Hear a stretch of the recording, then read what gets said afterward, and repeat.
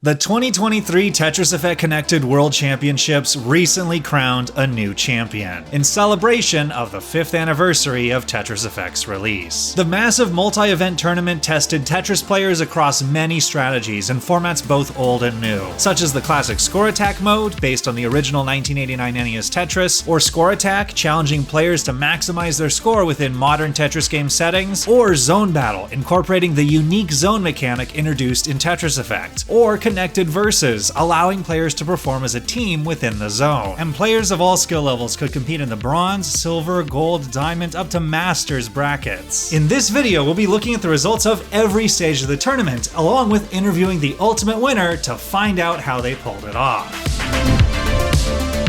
The tournament kicked off on October 7th with a first-of-its-kind Connected Versus Teams event featuring over 30 teams. Matches would be best of 3, with the first 2 games being in Connected Versus and a third tiebreaker game if needed being in a 1v1 in any of the game modes. Teams would need to strategize for the 1v1 match by banning game modes, meaning they could choose to omit a specific game mode from being played depending on the strengths and weaknesses of each team, and then determine who is the best player based on the remaining game mode. Then for the final 4, it would be a best of 7, alternating between 1v1s and Connected Versus. After many grueling rounds of double elimination, it all came down to a grand finals between Team Austin Suggested This and Team Yoshi. The previous year's Champion Supershocky started things off for Team Yoshi in Game 1, throwing down an incredible 2.6 million with a seemingly insurmountable lead, but his opponent Zin made an impressive comeback attempt, throwing down Tetris line clears at blistering speeds and making it all the way to level 31 before finally topping out. Look at this speed. It's incredibly fast. Like a lesser man would have topped out by now. It's over, though. Yeah.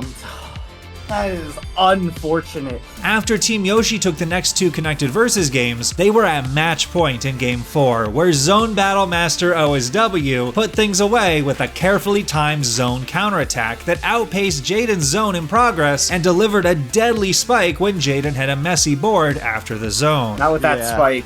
And that's the game. Ends it. Team Yoshi is gonna take the finals. The following Saturday on October 14th, TECWC made its second live appearance at the Classic Tetris World Championships, hosting a variety of tournaments and giveaways at their booth and demonstrating the versatility of the game with the wide variety of controllers and playstyles that can be used.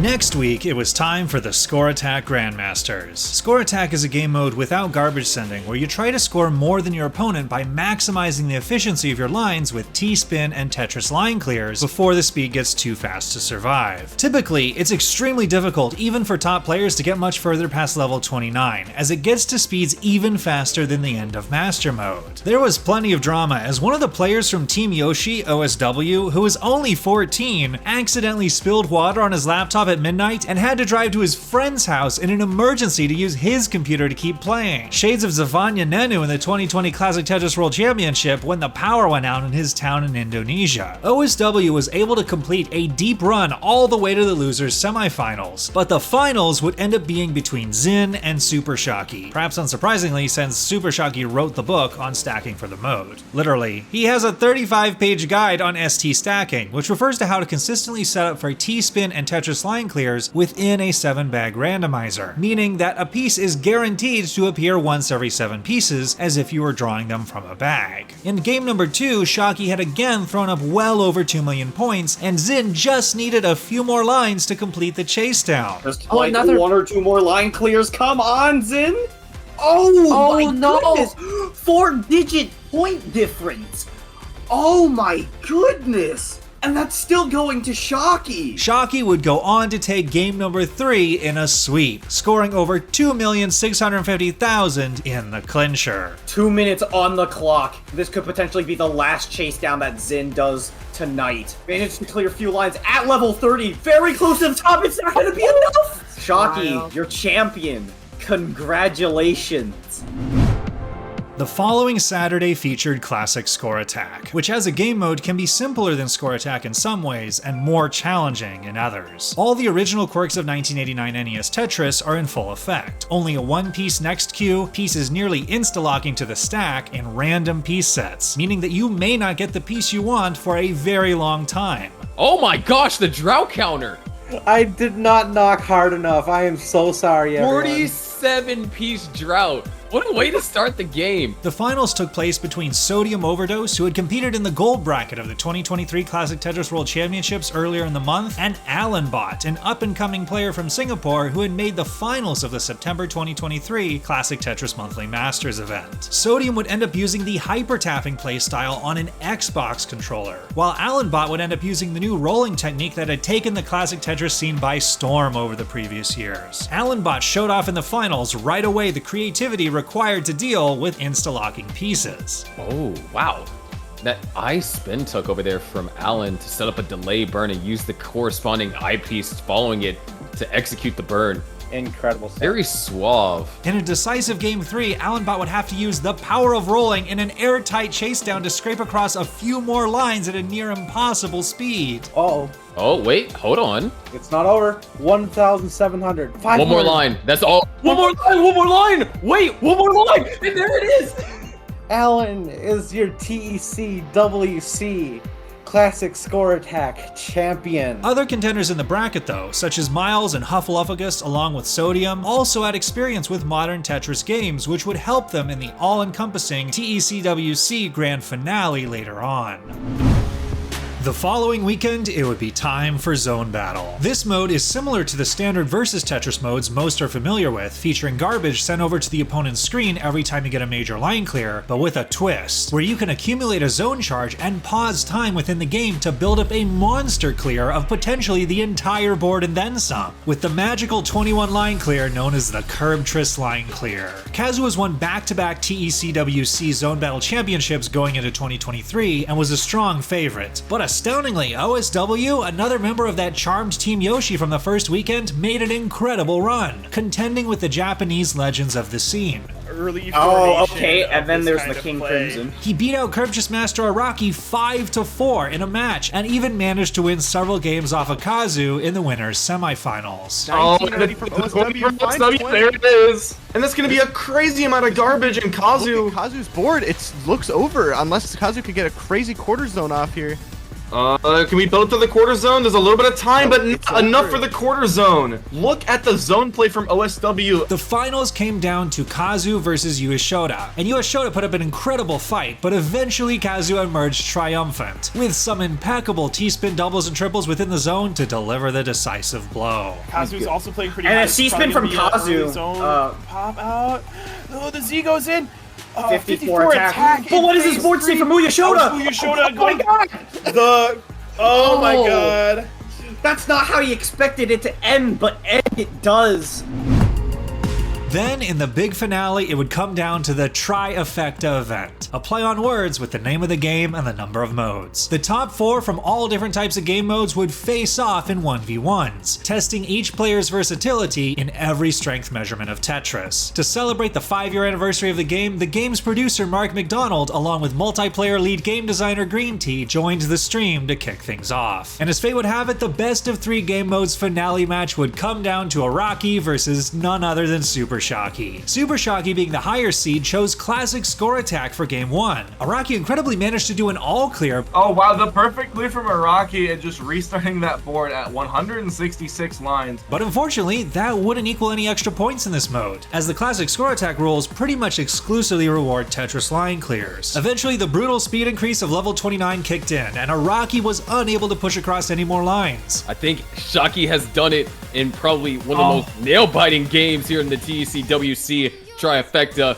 We are going into Zone Battle with Shocky up 1-0. For round 2, Araki chose Zone Battle. Here, Araki would get a chance to shine, nearly pulling off a Curbtris line clear, but settling for an ultimate Tris line clear right as Shocky had an unfortunate misdrop with only a quarter zone charge. That misdrop from Shocky is going to prolong this down stack, and a quarter zone's not going to be able to do too much. And yeah, that's going to be it. We're headed to Score Attack. The championship would be determined by the final remaining game mode, Score Attack. This was Shocky's bread and butter. However, Araki is no slouch either, being ranked number 1 on the Score Attack ladder, and their abilities were fairly unknown when it came to Score Attack tournament play. The intense set came down to a tiebreaker, and Shocky did not make it easy for Araki by throwing down 3.2 million into level 29 before ultimately losing control of his board and topping out. 3.2 though. 3.21.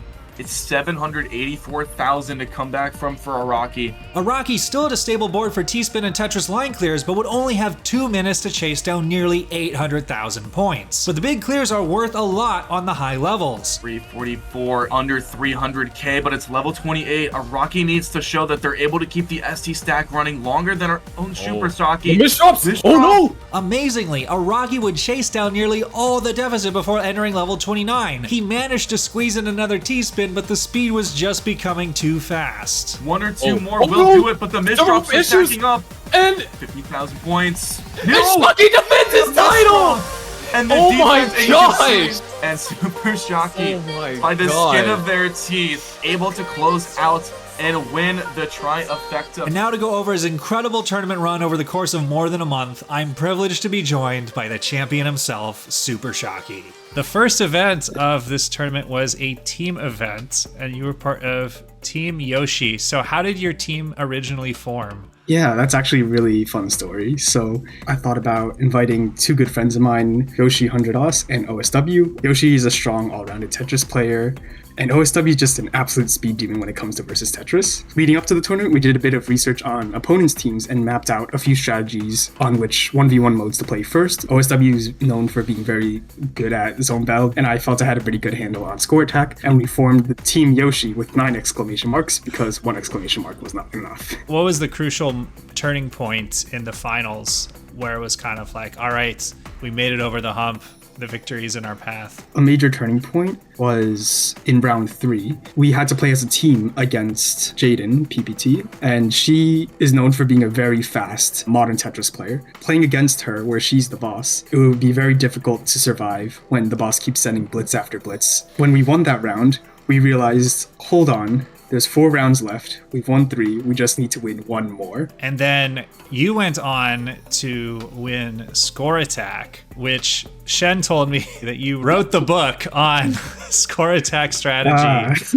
So I guess, how would you explain it? So since modern Tetris rewards a ton of points for performing T-spin doubles, ST stacking allows you to capitalize on a T-spin double for almost every T-tetramino. So ideally, you'd want to repeat this pattern as long as you can. While modern Tetris does give you a 7 bag, which seems very lenient, ST stacking won't always work in your favor. With every bag you get, it's like a new puzzle that you have to solve, and you keep having to repeat that puzzle as you go, doing your best not to make mistakes. If both players are performing about equally as well, 29 and beyond acts as a tiebreaker. If a player is much better at playing at high speeds, they'll likely scrape more points up and be able to clutch out the win. So when it came time for the trifecta finale, all 3 modes were in play. Which mode did you typically want to play first? That's an interesting question because, while I do feel strongest in score attack, against my opponents, score attack was also a very strong mode for them. So I often felt comfortable relying on my classic score attack match first, and that's what I picked for all of my sets to be as our round 1. And they would counter pick zone battle, and then we would finish off the set with score attack. I think my experience in CTM previously definitely helped me a lot there, considering that a lot of players never had a classic Tetris experience, so having that kind of background gave me a huge edge over my opponents. If someone was brand new to Tetris Effect and wanted to start playing it for the first time, how would you recommend they get started? My recommendation would be to just start off with zone battle, get the feel of it, and if you're feeling spicy, try a bit of classic score attack, start on level 5, do your best to train both at the same time, and then once you're ready, hop into score attack and try to study up on ST stacking or another pattern. If you have any questions, feel free to leave them in the comments. I'll do my best to answer them as well. Awesome. Whether you're a Tetris novice or veteran, Tetris Effect Connected is an incredible one-stop shop for the huge variety of gameplay that Tetris has to offer. From the ultra-competitive ranked battles with players all around the world, to the private game modes with friends, to the single-player modes featuring a unique soundtrack and virtual environment that is built around and interacts with the gameplay, there's a game mode for just about everyone. It's also available on more platforms now than ever before, now appearing on the PlayStation, Xbox, Steam, Epic Games, MetaQuest, and the Nintendo Switch. If you'd like to download the game or visit the community's official Discord server, you can check out the links in the description. Thanks for watching.